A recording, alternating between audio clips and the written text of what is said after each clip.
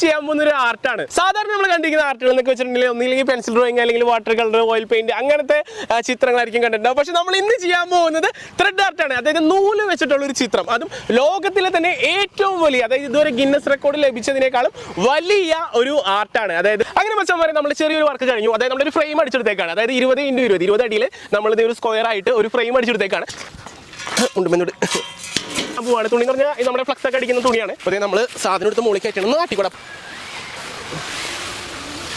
ഇത് ഒട്ടിച്ച് കൊടുക്കാനായിട്ട് പോകണ്ട. നമ്മുടെ ഫ്ലക്സ് ഒക്കെ ഒട്ടിക്കുന്ന ഫ്ലക്സ് ക്യൂക്ക് വെച്ചാണ് നമ്മൾ ഒട്ടിക്കുന്നത്. അപ്പോൾ കുറച്ച് പശ എടുത്ത് ഇങ്ങനെ ഒഴിച്ച് കൊടുക്കുക, എന്നിട്ട് ഇത് വലിച്ചങ്ങോട്ട് ഒട്ടിക്കുക. 300 സെൽഫ് സ്ക്രൂ നമുക്ക് അടിച്ചു കൊടുക്കണം. അതായത് ഈ കാണുന്ന സാധനമാണ്. നമ്മൾ ചെറിയൊരു വാഷറൊക്കെ ഇട്ട് എടുത്തിട്ടുണ്ട്. അപ്പോൾ ഇത് നമ്മൾ സ്ക്രൂ ചെയ്യാൻ പോവാണ്.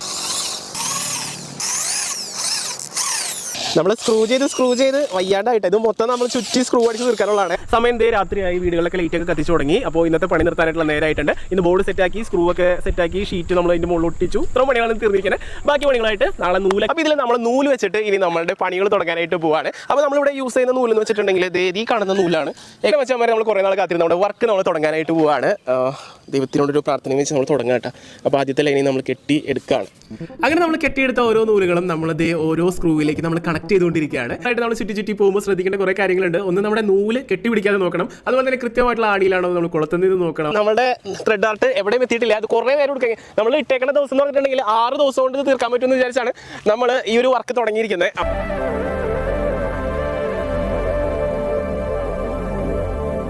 അങ്ങനെ വെച്ചാൽ നമ്മളുടെ വർക്ക് ഇപ്പോൾ ചെയ്ത് രാത്രിയായിട്ടാണ്. അങ്ങനെ ചുറ്റി ഇന്നും രാത്രിയായി. ഫുഡ് കഴിച്ചിട്ട് ബാക്കി പരിപാടി വേറെ ഒന്നും പറഞ്ഞിട്ട് കാര്യമില്ല, പണിയെടുക്കാൻ.